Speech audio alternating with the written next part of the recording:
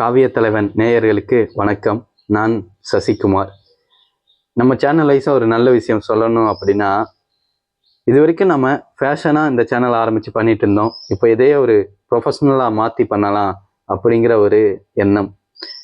இது எந்த அளவுக்கு சரி எந்த அளவுக்கு தப்புன்னு சொல்ல முடியாது. ஆனால் எடுத்த முடிவுகளை சரியாக்குறதுங்கிறது நம்ம கையில் இருக்குது அப்படிங்கிறத ரத்தன் டாட்டா அவர்களே சொல்லியிருக்கிறாரு. அதை ஒரு மோட்டிவேஷனாக எடுத்துக்கிட்டு இந்த சேனலை எந்த அளவுக்கு வேகமாக வளர்க்க முடியும் அப்படிங்கிறது மட்டும்தான் இப்போ என்னுடைய பிளான். அதுக்கு உங்களுடைய சப்போர்ட்டுங்கிறது கண்டிப்பாக வேணும். யூடியூப்பை ஒரு ஃபேஷனாக பண்ணுறது வேற, அதே ஒரு ப்ரொஃபஷனலாக மாற்றுறோம் அப்படின்னா அதில் நிறையா கொஞ்சம் சிக்கல்கள் இல்லைன்னா ஒரு கஷ்டங்கள்ங்கிறது கண்டிப்பாக இருக்கும். அதுக்காக நாள் முழுக்க உழைக்கணும், கண்டென்ட் ரெடி பண்ணிகிட்டே இருக்கணும், பார்த்துக்கிட்டே இருக்கணும், இன்ஃபர்மேஷன் கெயின் பண்ணணும். அதுக்கடுத்து வீட்டில் உள்ளவங்க அதுக்கு சம்மதிக்கணும். அவங்க ஒத்துழைச்சாங்க அப்படின்னா டெஃபினட்டாக அதில் உட்காந்து அதையே ஒரு தொழிலாக கூட பண்ணலாம். ஊரில் உள்ளவங்க, ஃப்ரெண்ட்ஸ், நண்பர்கள் இதெல்லாம் என்னடா ஒரு வேலை அப்படின்னு சொல்லுவாங்க.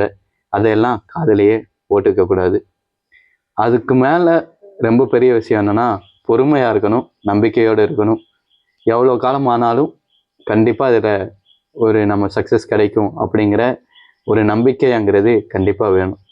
எத்தனை பேர் டிஎன்பிஎஸ்சியில் பரீட்சைக்கு எழுதிக்கிட்டே தான் இருக்கிறாங்க. கிடைக்குதோ இல்லையோ, ஆனால் முழு ஈடுபாதோடு எழுதுகிறாங்க இல்லையா? முயற்சி பண்ணி தான் பார்ப்போமே அப்படிங்கிற ஒரு மோட்டிவேஷனில் தானே.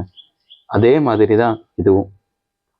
ஜப்பானில் இக்கிகாய் அப்படின்ட்டு ஒரு மெத்தட் ஃபாலோ பண்ணுவாங்க. அந்த இக்கிகாய்ங்கிறத பற்றி ஒரு தனி வீடியோவே நம்ம போடலாம். இப்போதைக்கு அதை ஒரு சுருக்கி சொல்கிறேன். இந்த உலகத்திலேயே அதிக வயசானவங்க வாழ்கிற ஒரு நாடு அப்படின்னா ஜப்பான் தான்.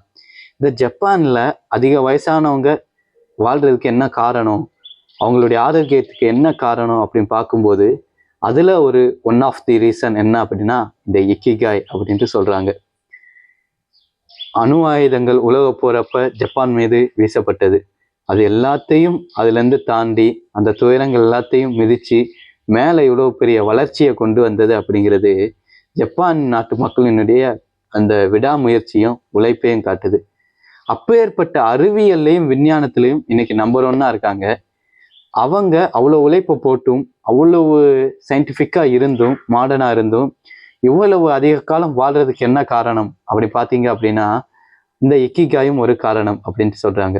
இந்த இக்கிகாய் அப்படின்னா என்ன அப்படின்னா நமக்கு பிடிச்ச ஒரு விஷயம், அது இந்த சமூகத்துக்கு பயன்படுது, அதேவும் அதன் மூலியமாக நமக்கு காசும் கிடைக்குது அப்படின்னா அதையே நம்ம ஒரு ப்ரொஃபஷ்னலாக எடுத்து ஒரு ஒர்க்காக எடுத்து பண்ணலாம் அப்படிங்கிறது தான் அதனுடைய தத்துவமே. ரொம்பவுமே எளிமையான விஷயங்களை எளிமையாகவே பண்ணிட்டு எளிமையாகவே வாழ்ந்துட்டு எளிமையாகவே போகிறதுங்கிறது இருக்கு இல்லையா? அதுக்கான ஒரு அடிப்படை மெத்தட் அப்படின்னா இந்த இக்கிகாய் அப்படிங்கிறத சொல்லலாம். பாரதியார் சொல்லுவார், வான் எளிது, நிலம் எளிது, காற்று எளிது. அதே மாதிரி கவிதையும் நம்ம எளிமையாகவே எழுதலாம் மற்றவங்களுக்கு புரிகிற மாதிரி அப்படின்ட்டு.